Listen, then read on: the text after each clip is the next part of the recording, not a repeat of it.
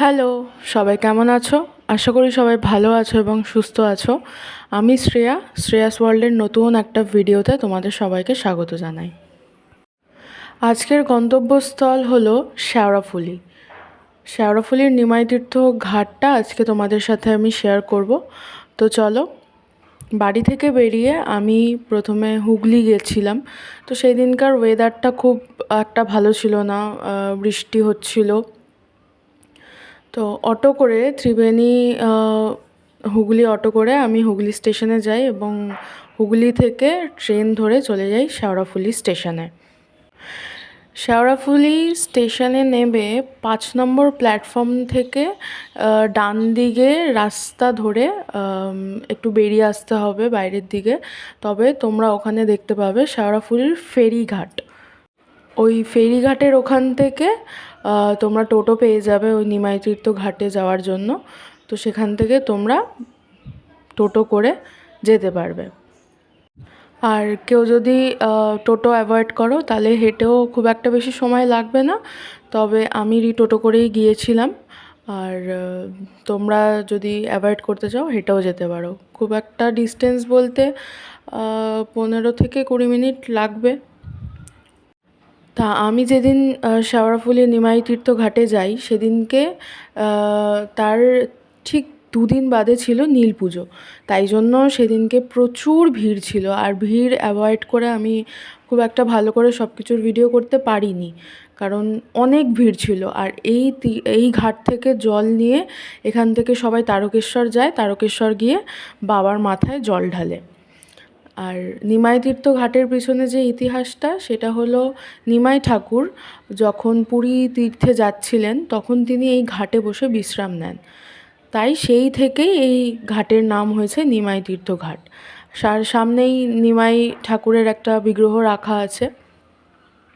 আর এটা হচ্ছে গঙ্গার ঘাট। সেদিনকে বললাম যে ওয়েদারটা একটু খারাপ ছিল, মেঘলা মেঘলা ওয়েদার ছিল, আর ছিল প্রচুর ভিড়, প্রচুর। আর ঠিক তার পাশেই একটা মঠ আছে।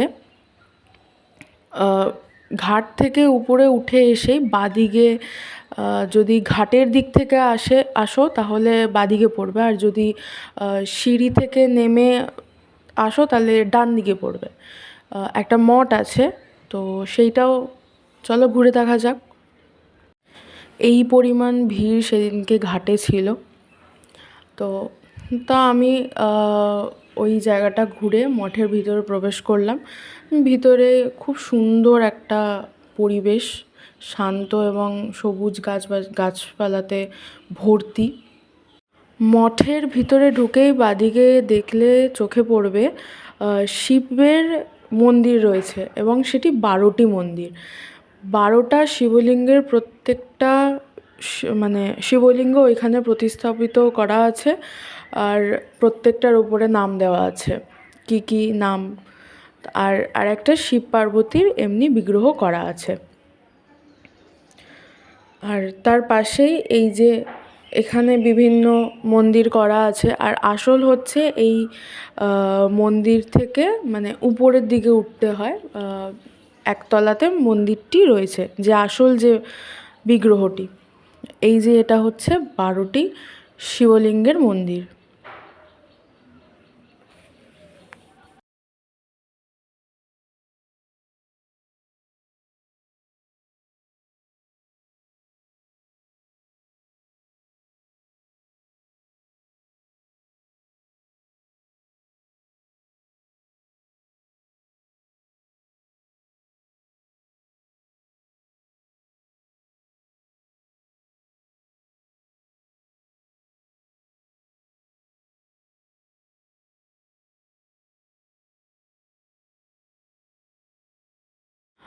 বারোটি শিবলিঙ্গ মন্দিরের একদম পাশেই রয়েছে বজরংবলীর মন্দির, আর সেখানে বজরংবলীর মূর্তি স্থাপন করা আছে।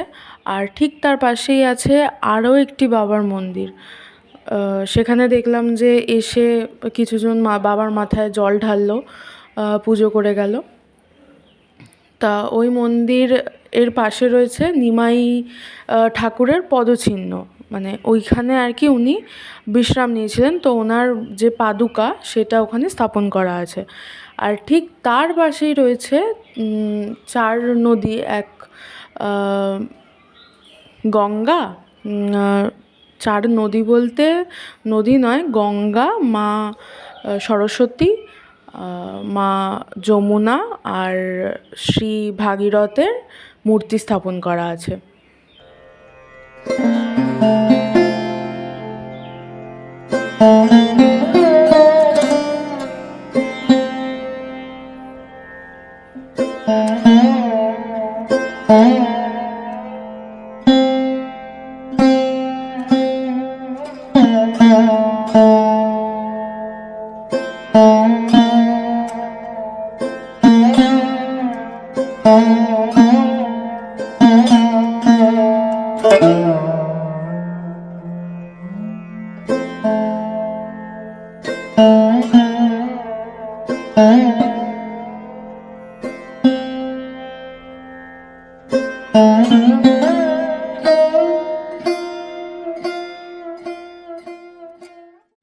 এবার মন্দিরের সিঁড়ি দিয়ে উঠে উপরে এলে দেখতে পাবে যে আসল যে মন্দির, ওখানে রাধাকৃষ্ণ, তারপর জগন্নাথের বিগ্রহ প্রতিস্থাপন করা আছে। আর পুরো মন্দিরটায় রয়েছে মানে কৃষ্ণের ছোটোবেলা থেকে, মানে পুরো যে জীবনটা তার, সব অবতার, সব কিছুর গল্প খোদাই করা রয়েছে প্রত্যেকটা দেওয়ালে। প্রত্যেকটা দেওয়ালের এক একটা করে কাহিনী আছে। তো মন্দিরটা এভাবেই সুন্দর করে গোছানো, আর তোমরা দর্শন করে নাও।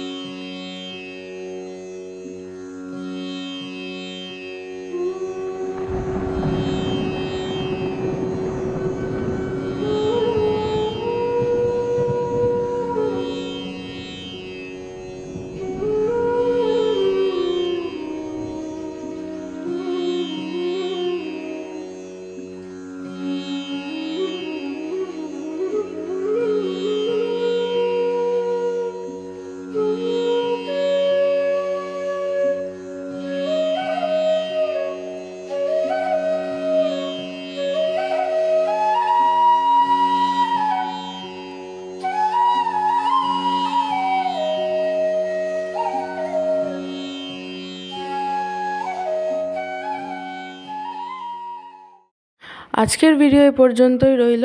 তোমাদের যদি আমার ভিডিও ভালো লেগে থাকে তাহলে অবশ্যই লাইক, কমেন্ট এবং সাবস্ক্রাইব করে দিও। আর ভিডিওটা কেমন লাগলো তোমরা জানিও। তোমাদের সাথে দেখা হবে আবার অন্য একটা ভিডিওতে। ততক্ষণের জন্য সবাই সুস্থ থেকো, ভালো থেকো, আর টাটা।